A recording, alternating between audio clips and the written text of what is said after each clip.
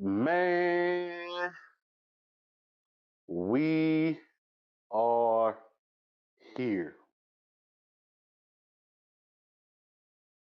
We are back from season 4, episode 1.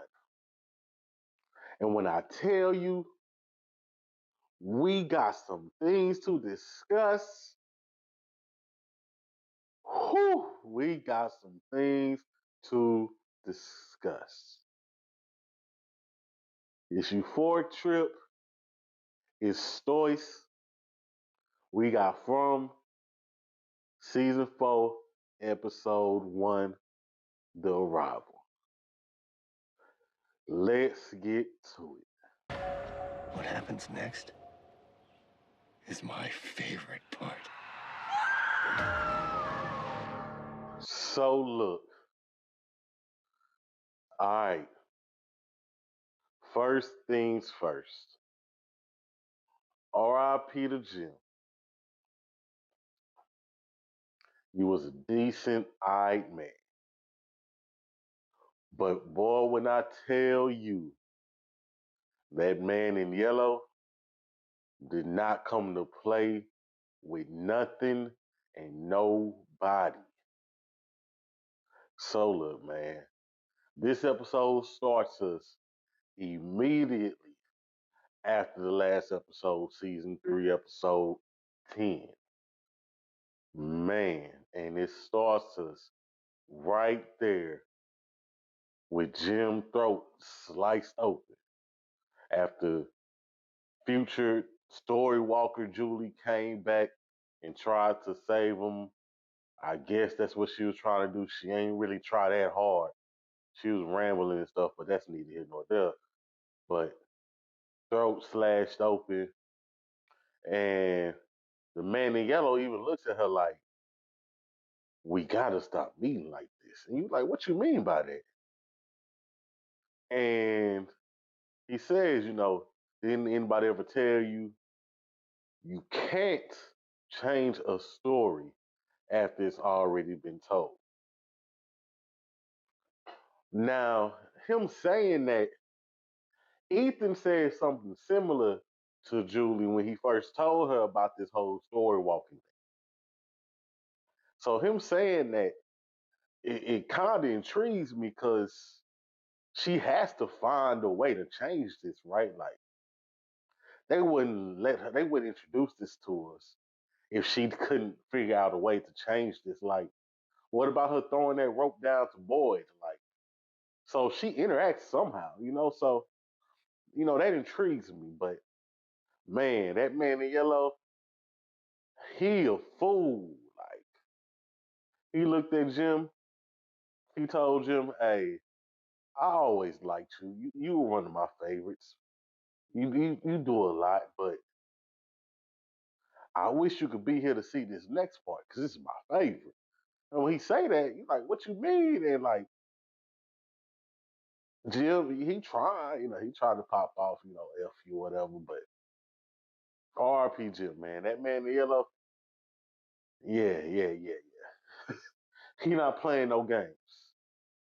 But he tells me, hey, this is my favorite part. And we wonder what he means by that. And when he says that, then they cut to the preacher dude, the pastor dude, whatever, getting out his car and he sees the tree. He sees the tree. And if you know, you know. Anybody that's ever seen the show, I'm pretty sure if you're here watching this season 4, you've seen this show. If you know, you know. Once you see that tree, you pretty much fucked. It's pretty much over for you. It's done. Wrap it up, pack it up, hang it up.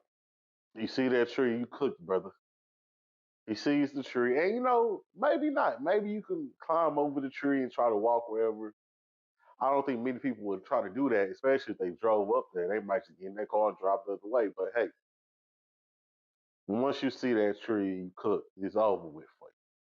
So they show him seeing the tree, and they show him getting back in his car. And that's all they show us. You see him, the tree, the driver's side of his car. Keep that in mind. It's all we see. And then they cut from there and they cut to Fatima, Kenny, and Ellis.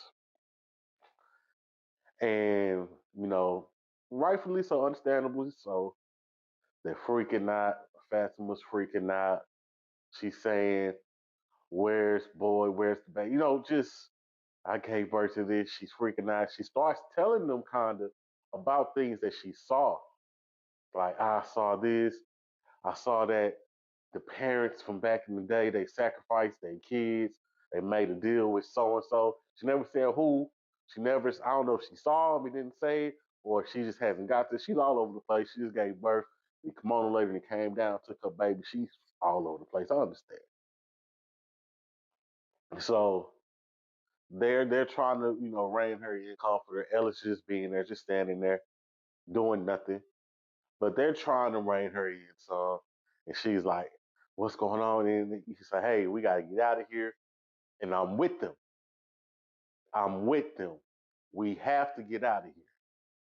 We saw Boyd go down this hole. We don't know what's coming up this hole. Let's get on out of here immediately. So I'm with them on that. They finally get her together. They finally get her to agree to get out of there. Ellis and Fatima, they go out earlier. Well, they go out first. They look back. Ken's like, hey, I'm gonna stay back. I'm gonna go down this hole. And I'm gonna go find Boyd, and we gonna. And that's what Kenny's gonna do.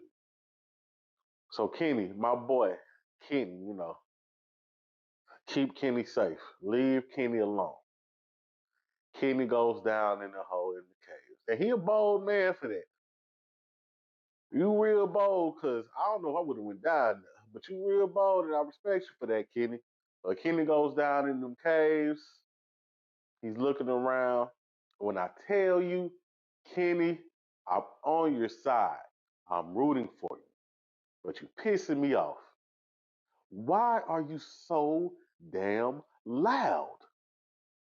Like, bro, you don't have to walk around these caves announcing yourself. You know what's going on down here. Why are you so damn loud? But he's walking around, boy, boy, boy, making extra noise for no reason. And jump scare, he's grabbed. It's Boyd though. It's Boyd. It's Boyd. It's okay. It's Boyd. Even Boyd's like, shut up. Shut up. Boyd grabs the lantern, puts the lantern, says, hey, we gotta get out of here. We got to go. We're going back the way you came. We're going up that ladder. When I tell you, as soon as they say it, they pan over, and you see Smiley, that little creepy grin on his face, looking them dead in the windows of their soul, putting on the new suit. Where did he get these new clothes from? Where did they get this? Whatever. He's looking at them and said, hey, Kenny, it's a pleasure seeing you again. What? Boy, if you don't, if you don't go on somewhere, boy. So say, they get out of there. They get up that hole, they get up the ladder. I ain't know if they was gonna make it down there without somebody coming after them. I ain't gonna hold you, I ain't gonna lie. They get up there, and Kenny's like, is that? But no, we killed him. We can't. And boy tells him, like, hey, look, I know. I saw the monsters. I saw the kimono lady. I saw the baby. I saw the baby grow instantly into one of those monsters. That monster being the Smiley monster. The monster that we thought we killed. Yeah, him. I saw it. We fucked. That's basically what boys tell him, like, hey, look, I don't even know what else we can do now. We fucked. Then we get to the colony house. You see Sarah, you see Donna, you see the nurse, the doctor, Kristen walking up the stairs with a crutch. I'm not gonna lie to you, I forgot she even got injured last season. I think she got caught in that bear trap or something, but I forgot totally about that. But you see them come up, and they're not saying nothing. Sarah's zoned out. Hey,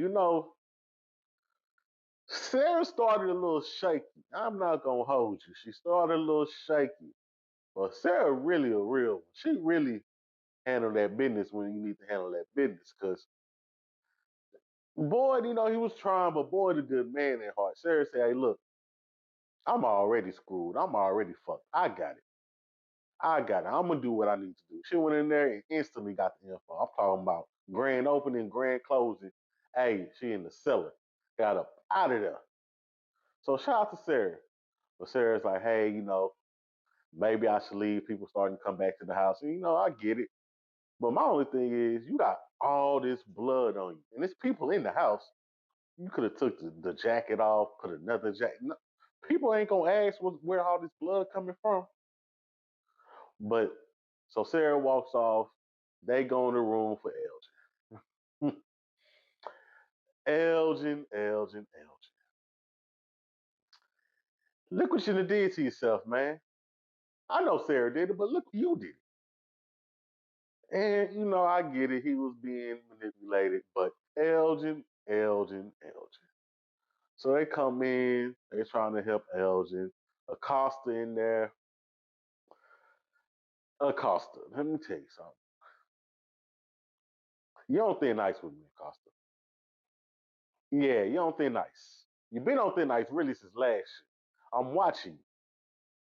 Because you do a whole lot of extra nonsense. You be coming at Boyd left. I'm going to get to that later. You be coming at Boyd left.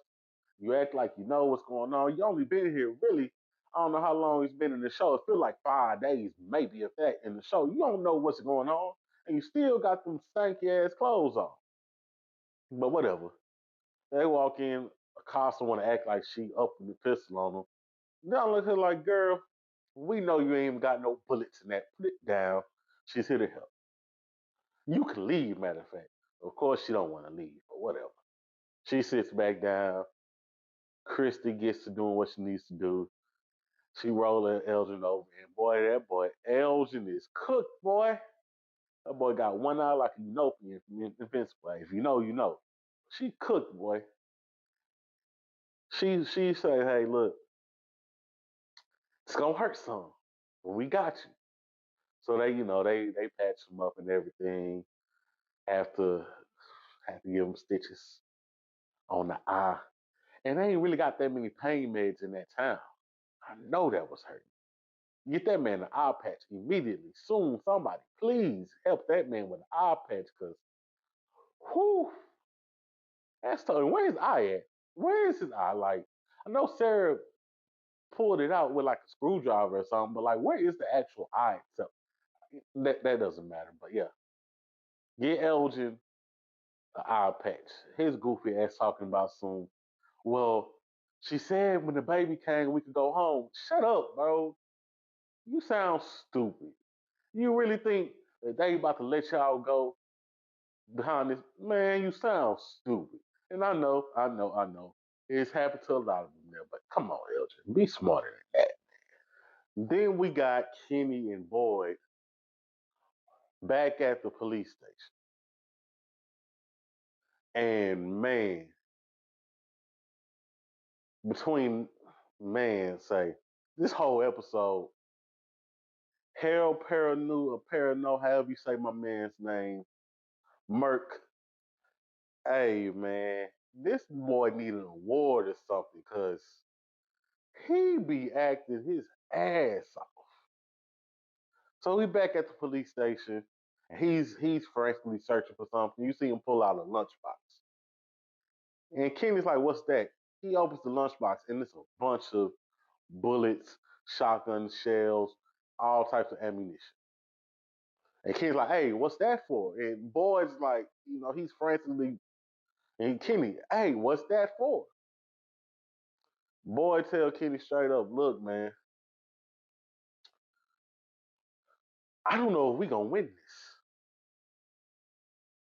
Boyd, like, and he mentioned later on in the episode also, it's like, bro, listen, we had one win in this place. One win was killing that Smiley monster. And we didn't even get that. Boyd is Boyd is going through it, man. That man have been in this town. He'd have been through it between having to kill his own wife, having to watch uh, Mrs. Cho get demolished in the barn that time. His grandchild is a monster that became the smiley monster. That's the only monster they even killed, which he thought he killed. He'd have been infected with what Lord knows what. He's hearing things, he's seeing things, he has these seizures. We can't forget about that boy has been going through it. The whole time everybody coming to him for advice, asking, man, he is going through it. Boyd, he's so close to breaking. He's like, listen, I need to make sure that if we can't win this, we could take ourselves out on our own accord. And man, say, whoo boy, man, I get exactly what you're saying, man. He's like, I need to know how many people are in this town. And Kenny, he stops for a minute. He says, "Hey, 47 people. I did a head count before. It's 47 people." Even Kenny understands, like, he might be right.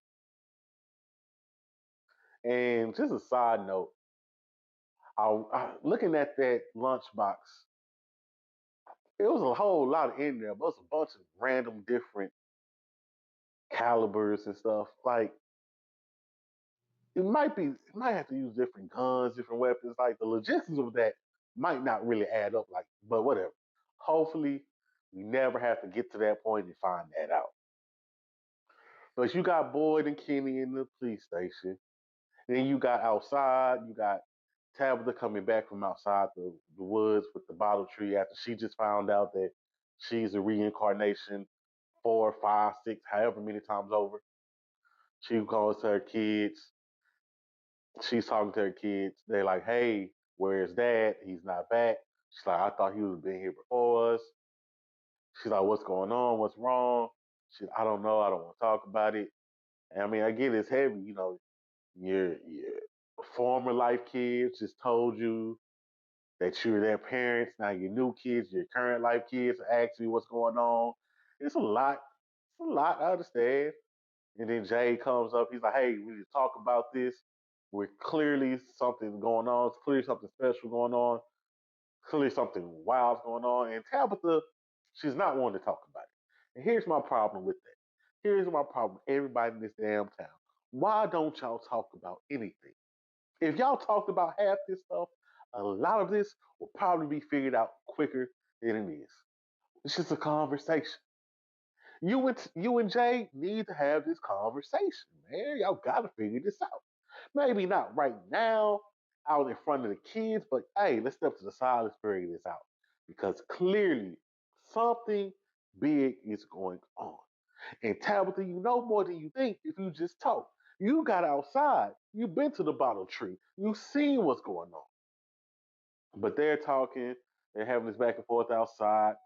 And here comes this random car out of nowhere. This is the car that we saw at the beginning that the pastor dude was in after he saw the tree. Comes speeding around the corner. And when I saw that, I kind of was wondering what's up with that.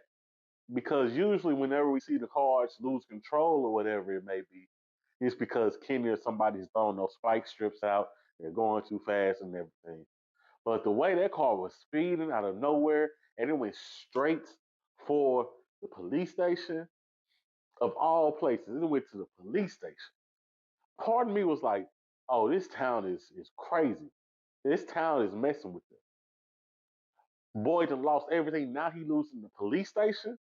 He can't even have that, his own place of peace. Because you can't stay there no more, right? It's a hole in it. The talisman won't work. He has to go somewhere else now, right? Right? Am I wrong? Am I right? You let me know.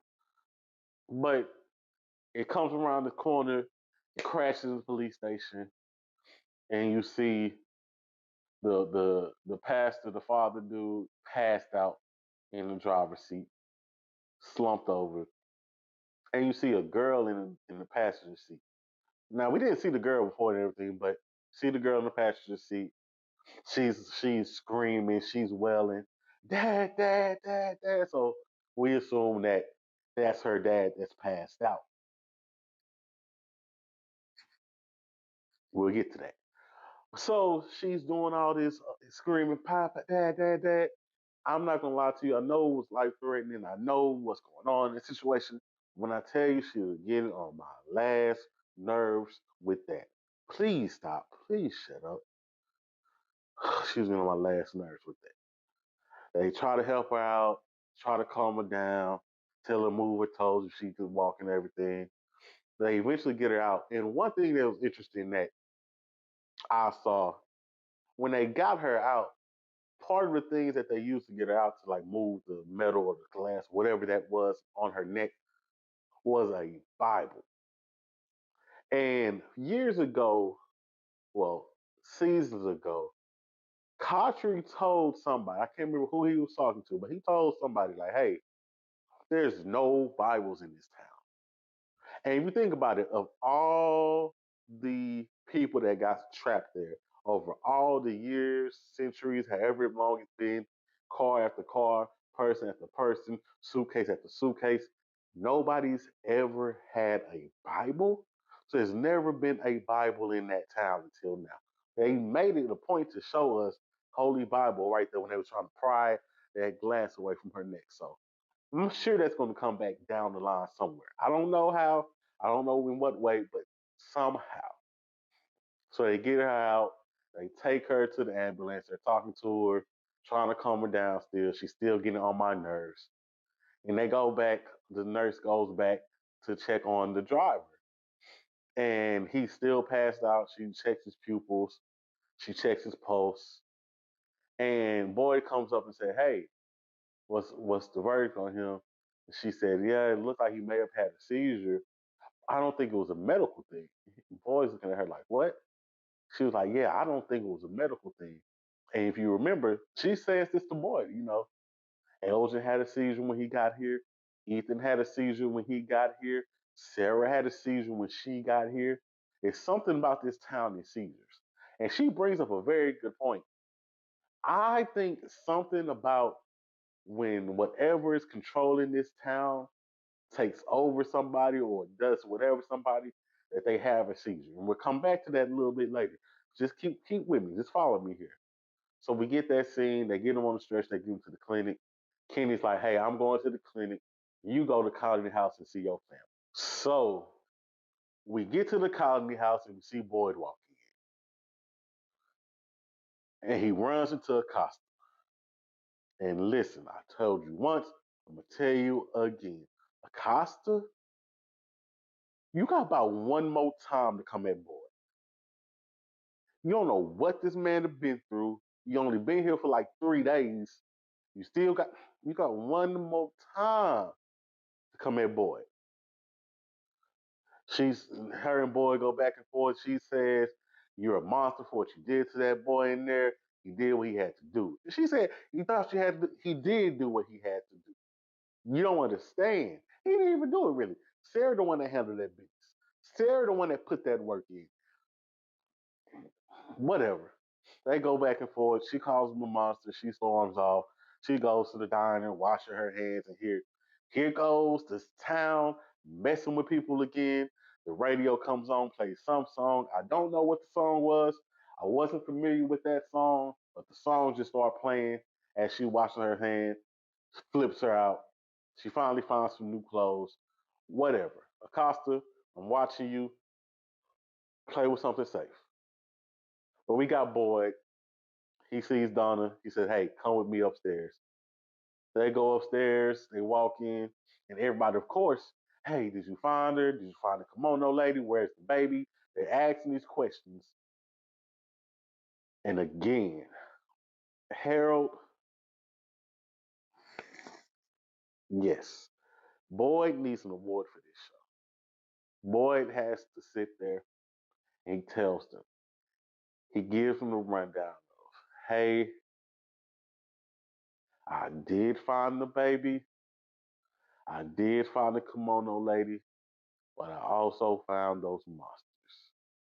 And not only did the baby that you have turn into one of those monsters, it's the one monster that we thought that we killed. Everybody in there in that room at the time was there. Ellis was there, Fatima was there, Chrissy was there, Boyd was there. I don't think Donna was there. Donna was probably at the Cotton House. But they all saw Boyd, or at least thought we saw Boyd killed that particular monster. They dissected the body, they burnt the body. They all thought that they saw. Hell, they did see it. Boyd killed that particular monster. And so to find out that the baby you had, his grandchild, your child, was one of those monsters, became one of those monsters, the same monster at the same age that he died at, alleged age, we don't know how old these monsters, whatever. That's crazy. So they're freaking out, of course, naturally so. And this scene really was tough because you see Boyd, he even tells them, like, hey, he's kind of breaking with them. Like, hey, I can't do this anymore. We're all gonna die here. And Chrissy tries to tell him, hey, you gotta keep it strong. These people need you. And even Ellis had to, hey, step out and let me talk to him. Hey, these people here need you. Hey, you're the only one that's gonna get us through this. And that's a lot of pressure on Boyd. It's a lot of pressure. But so we get that scene. We get a little random scene of Victor and his dad moving in together, and we'll get a shot to them, I guess.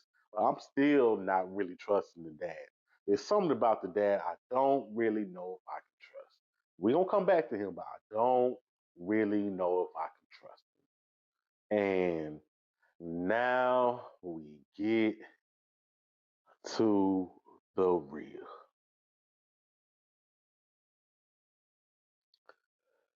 Man, say. So we cut to the girl, I forgot what her name was, and Kenny at the clinic. She's praying by her dad's bed. Kenny's talking to the nurse. She's like, hey, if he even revives, comes back, he might not be the same person. She walks up. She stops praying. She comes over. She asks him, hey, can I use your phone?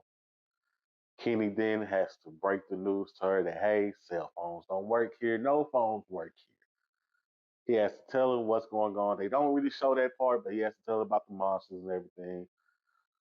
She goes to ask to touch the tablet, the talisman. He says, no, don't touch it, which was a smart move by Kenny. I give you that because what we find out later, whew, it's good that ain't no telling what she would have did, but she says, hey, well, one thing that pissed me off is the nurse. Why did she excuse herself?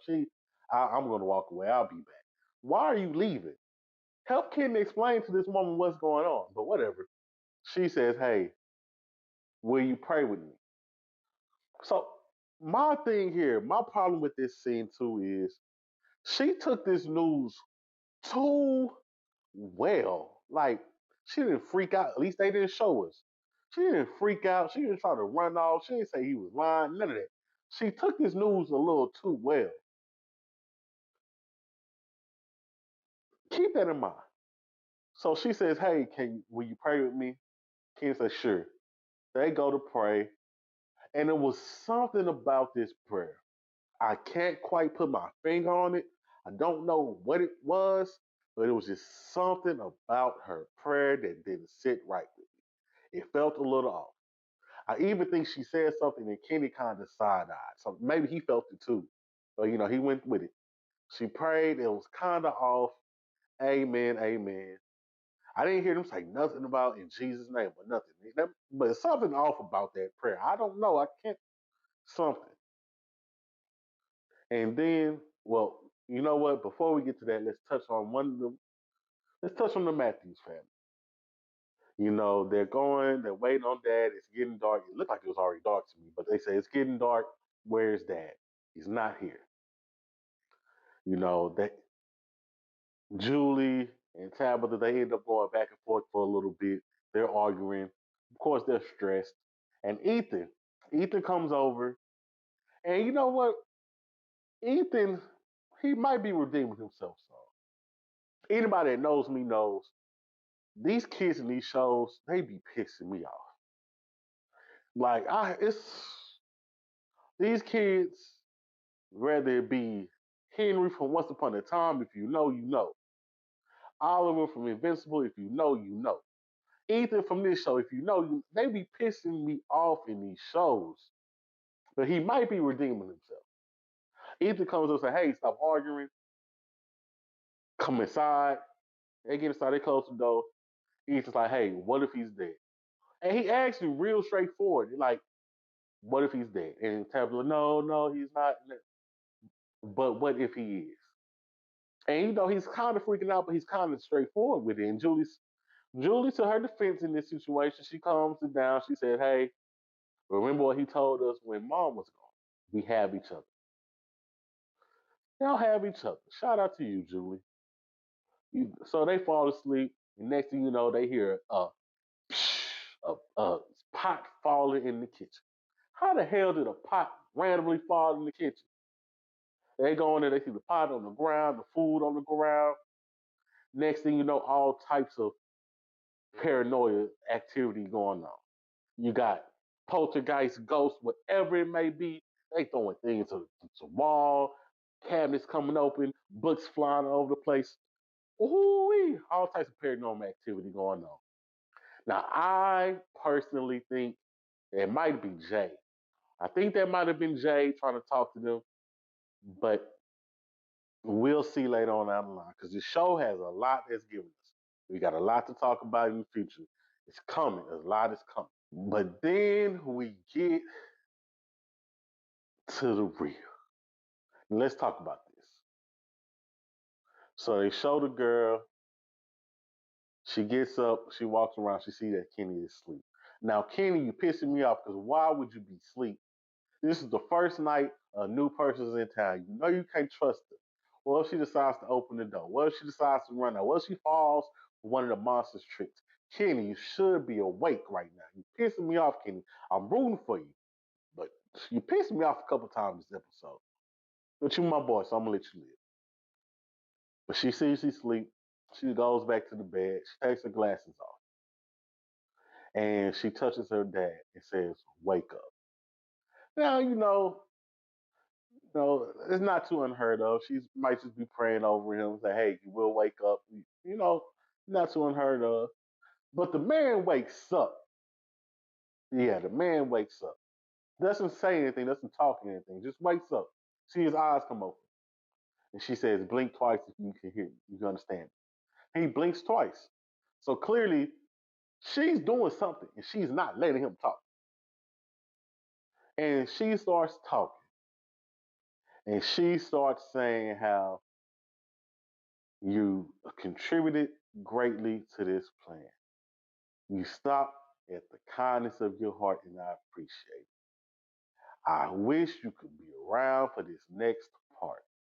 And the more she's talking, the more it's starting to twist a little. And she starts sounding more and more like the man in the yellow.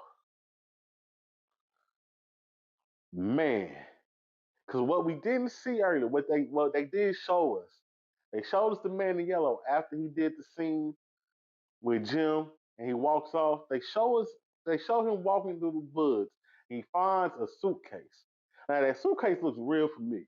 I don't know where I saw it. I don't know if somebody had it. I don't know if it came with somebody, if somebody in town currently had it, but it looks familiar. I feel like they showed it before. I don't know if you know, let me know. I feel like I've seen that suitcase before. But he opens this suitcase and You don't see what's in it. But now they show us that there's clothes in it. There's girls' clothes in this suitcase. The same clothes that she's wearing now. The man in yellow sits the suitcase down and starts transforming into this 15-year-old girl. They show him walking out to the road. They show the father get back in his car after he saw the tree and drive off. There's nobody else in the car with him. The girl walks to the side of the road. He sees her. He stops and picks her up. They show us this. She's talking to him while he's comatose, basically, saying, "Hey, you've been a lot of help. I couldn't come to them as I was. They know too much. I wish you would be here for this next part because it's my favorite part." What? They show us the crash. She puts her hand on him the same way she's doing now. He has a seizure. He drives into the post office. The girl in yellow, I'm calling her the girl in yellow now because the girl in yellow, she says, "You want to know why this is my favorite part? Because they start tearing each other apart." Whoo! When I tell you, this episode brought us some heat. I don't know what's gonna happen next. They still haven't found Jim's body. We still gotta figure out Julie's story walking. We gotta see, does Victor know the man in yellow? We haven't seen the girl and Victor interact yet. What'll happen if he recognize like somehow like, hey, where's the boy in white? Why did he stop talking to Ethan? Where is he at? We need your help right now, man. Tell us something. Who is so much going on? But shout out to whoever that actress was. She did a very good job of slowly mimicking the man in yellow's speech pattern and inflections to make you really feel like that was the man in yellow talking at that point. It's not even a possession. He didn't possess her. He completely transformed into this girl. So that shout out to that actress. She did an amazing job. But she's now called the girl in yellow to me until otherwise changed. That's the girl in yellow. Man, look,